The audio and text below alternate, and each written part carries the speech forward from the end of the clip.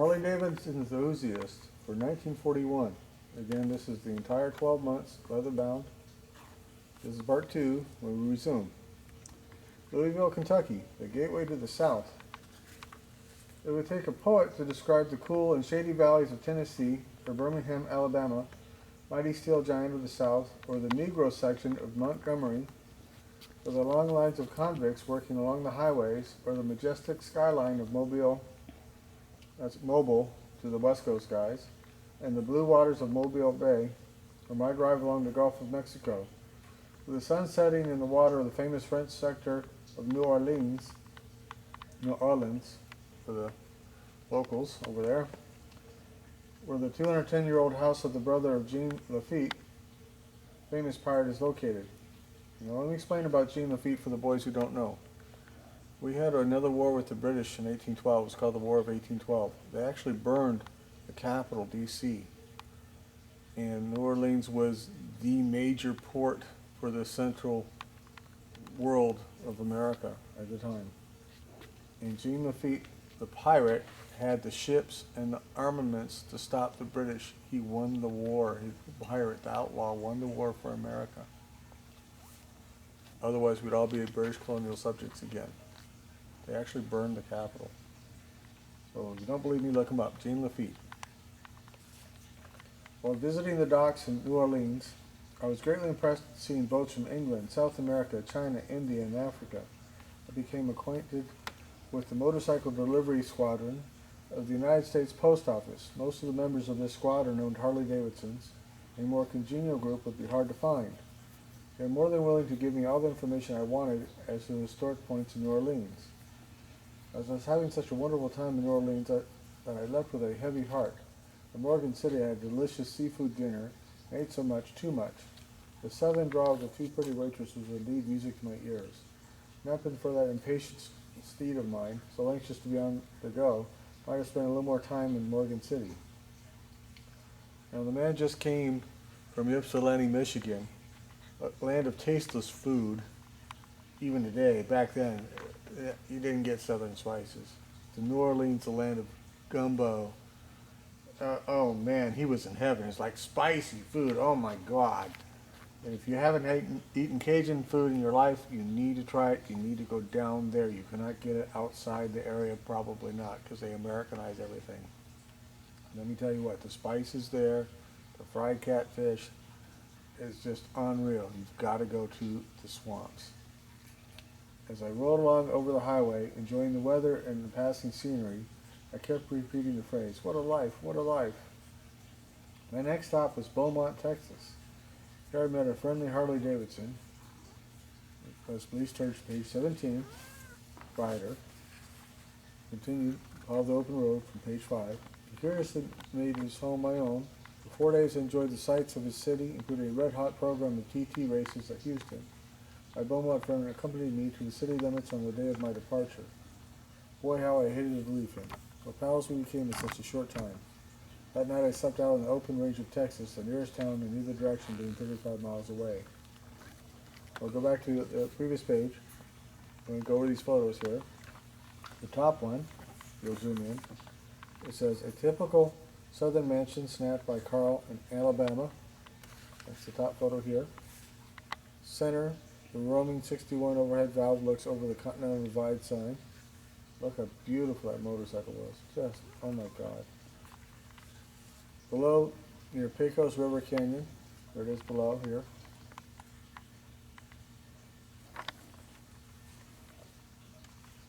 The coyotes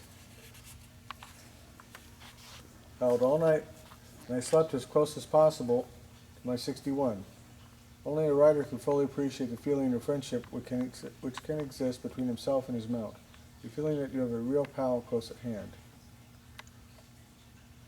While riding through Del Rio, Texas, I met a motorcyclist along the highway. He was different from any rider I'd ever seen. In place of a helmet and goggles, he wore a 10-gallon hat.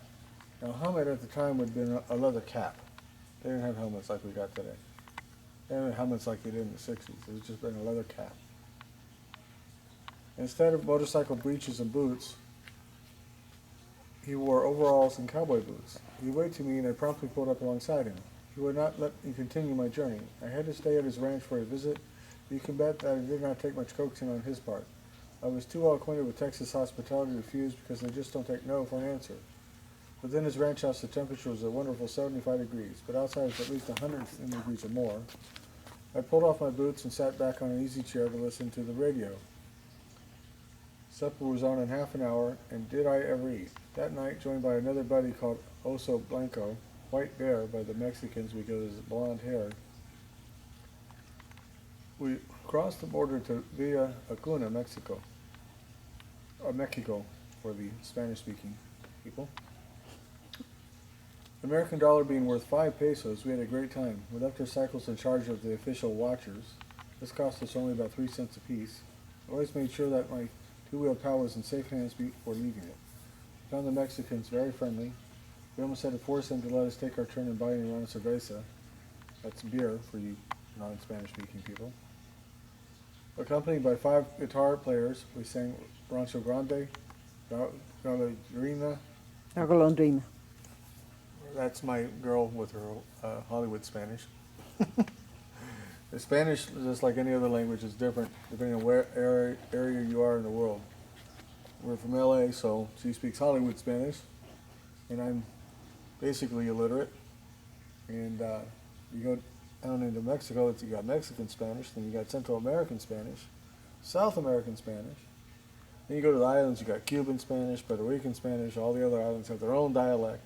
Then you go to Spain and speak Castilian, Catalan. And it's very, very different. And to Patrera until early hours of the morning. On the third day, I bid a reluctant farewell to my Del Rio friends and headed northwest to El Paso. 40 miles out, I came upon a sign reading, "Warning, Pecos River Canyon, beware of sharp curves. Test brakes and keep car in gear." I looked about, could see nothing even remotely resembling a canyon. The vicinity was perfectly flat. Another 100 yards and I came to another warning sign. I decided to slow down. No sooner had done this than the road turned sharply to the right and suddenly dropped out of sight at a great angle. There would have been no guardrails, just over the side. Spread out far below was one of the most breathtaking panoramas I'd ever seen, Pecos River Canyon. Solid rock walls rose perpendicularly hundreds of feet above a swift ribbon-like river. Here indeed was the Texas described so vividly in the Western stories of Zane Grey. I stopped and took pictures. While camping alongside the road, about 7 miles outside El Paso, I had the only unpleasant experience of the trip. At 2 o'clock in the morning, I was awakened by rough hands and a hoarse voice. "I'll take some of your money, buddy." By the light of a fairly bright moon, I could see a tramp standing over me who really meant business. I complied and handed over my pocketbook. He helped himself to the contents and quickly disappeared down the road after thanking me. I admit he had the drop on me. I was quite at a disadvantage awakening from the sound sleep, but it could have been worse, as I still had a whole hide and a $10 bill sewed in the lining of my trousers. I'll stop with these photos here because they don't really relate to the story, but that way we'll cover them.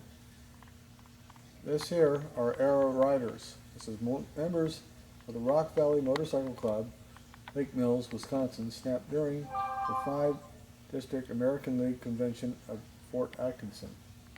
And they're not like the hog riders of today. They're not like the 1%ers today. They're all wearing Harley-Davidson sweaters with Harley hats. You got their mounts. You got the wide leather breeches. Just a different world, different type of club atmosphere completely. You want to zoom in on another photo here? Oh, in a second. We're going to zoom in on this photo here. You got this one, right? Yeah, I got that one. Okay, You zoom need in to on this raise the photo book a here little where bit. the thumb is. No, lower. Right there? Right there. Yeah. Okay.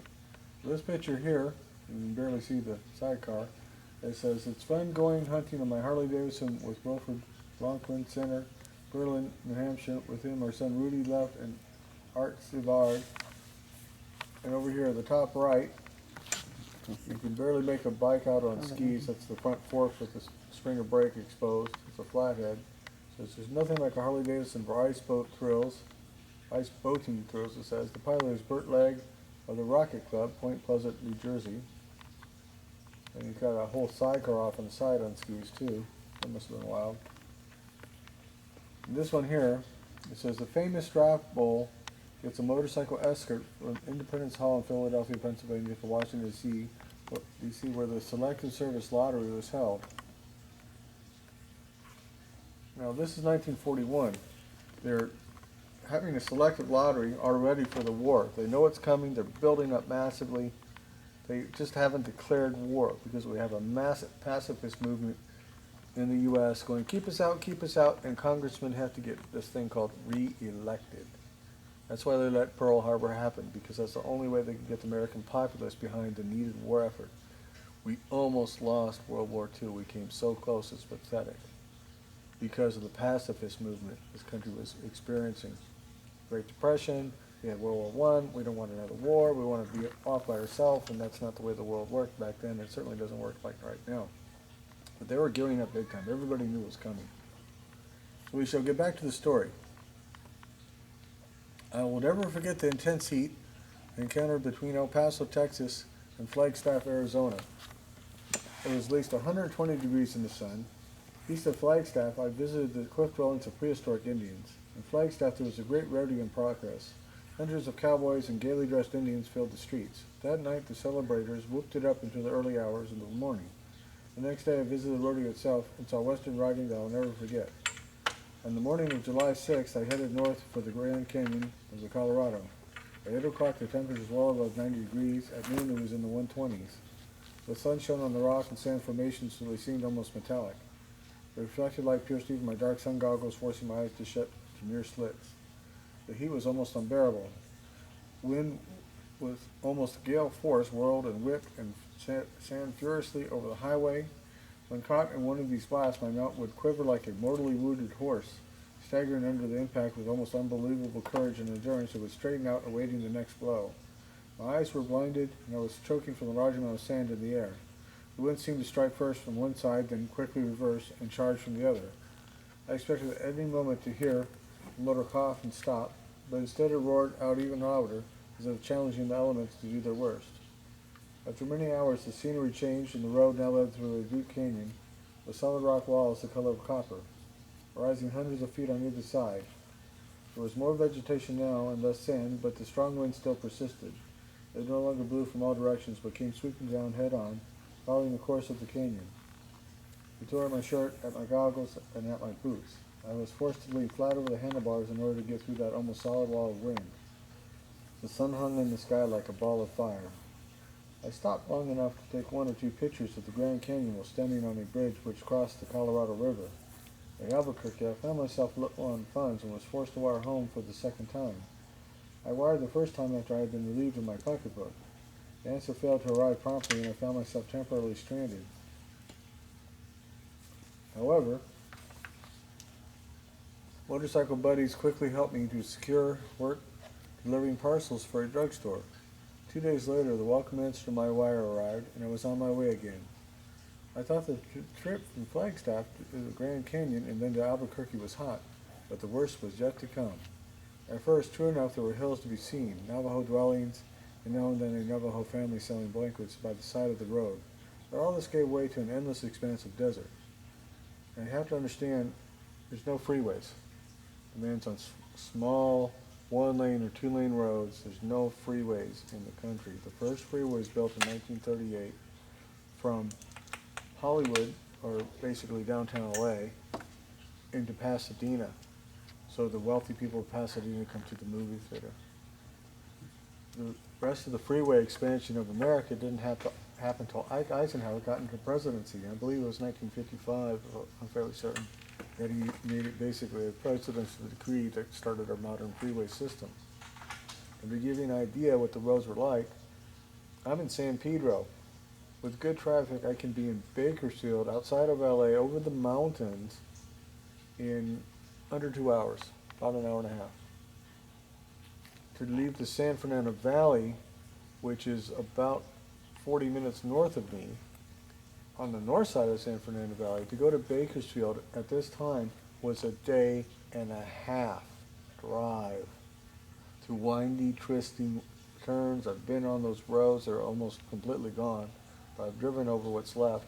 You can see the ruins where the old hotels were and the prostitutes used to wait for people. That's what it was like around the whole country.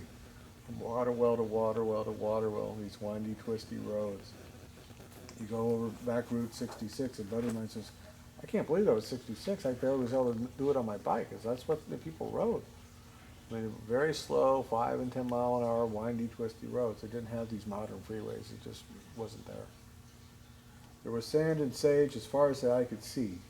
Hills dancing in the heat were so far distant they seemed in another world. The road went on, disappearing far ahead. The familiar illusion of wet patches on the pavement only made the desert drier and more barren by contrast. The monotony was almost overwhelming. The road seemed to come to a point on the horizon, and when I reached that point, it went on to another point, and then still another. It seemed endless. I began to hum, then to sing aloud. At last, when I was shouting at the top of my voice.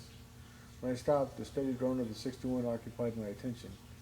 I could see no moving object. There was no other sound, no wind, just wasteland and heat. I drove through Gallup, to Ohachi, the Aztec ruins in New Mexico. Now, I'd like to make a point back here. He's talking about the Navajo. The Navajo Nation is the largest reservation by many orders of magnitude in the United States. And by some accounts is bigger than many states, such as Rhode Island. So it's a huge area of nothing he went through. There was no I-40, just back roads. Then came beautiful Mesa Verde National Park, Cortez, Colorado. 5 days out of Albuquerque. 5 days. I felt the scenery changing with more and more trees dotting the landscape. So it would take a few hours drive, these 5 days to get there. More green hills and fields and many clear running streams. Crossing the Wasatch Mountains, found myself in the Great Salt Lake Valley. 5 days it took him. It's somewhere around 15-hour drive today.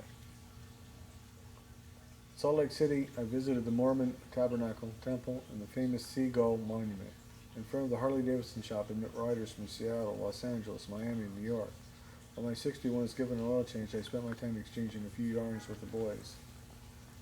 After Salt Lake, there came in rapid succession the cities of Ogden, Utah, Pocatello, Idaho, Missoula, Folsom, and Eureka, Montana. Now, I'd like to mention Harley Davidson was a very small company. They would make approximately 10,000 to 15,000 units total. Knuckles, big flatheads, 45, sidecars, servicars, everything in 1941, which was their highest production year since the 20s. So their highest production ever was in 1913 when they made 25,000 units total. Today Harley Davidson production is 300,000 plus units. They were a very small company. So when you met a Harley rider on the road, you met a friend. You met a buddy for life because you had a Harley. I mean, it was that tight-knit. At Roosevelt, I crossed the border into British Columbia, another 65 miles, and I was at my destination, McBain's Lake, a few miles from Jaffe, BC, in the heart of the Canadian Rockies. The date was now July 20th. At the Canadian Express office, I picked up the package I had sent from Ypsilanti containing pup tent, blankets, cooking utensils, clean clothes, and other equipment. From July 20th to the first week in September, I spent my time swimming, fishing, mountain climbing, and eating. Time flew so quickly that before I knew it, the fall winds began to blow. Any of you riders who have been up north in the fall know how cool it can get at night.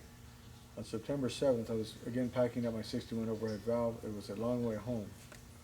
My faithful mount, as if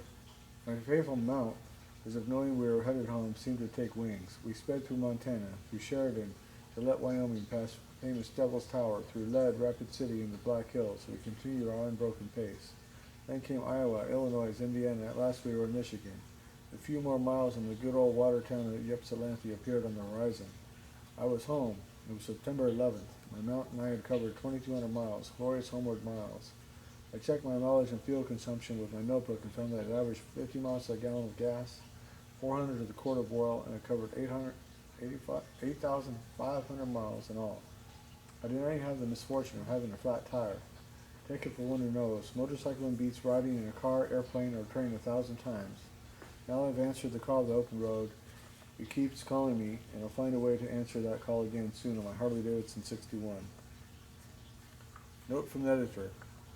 Arthur Dahia is now the holder of a Master of Science degree from the University of Michigan. At present, he is teaching in Belding, Michigan. He has visited 45 states, most of them on his motorcycle. His love for adventure once prompted him to stow away aboard a London-bound steamer, but he was discovered and put off at Key West. This story is his testimonial that of all the methods of transportation he has used, motorcycling will always remain his favorite. So that concludes part 2. We will take this up again tomorrow. May you all have a wonderful night or a pleasant day, depending on what side of the world you're on. Good night.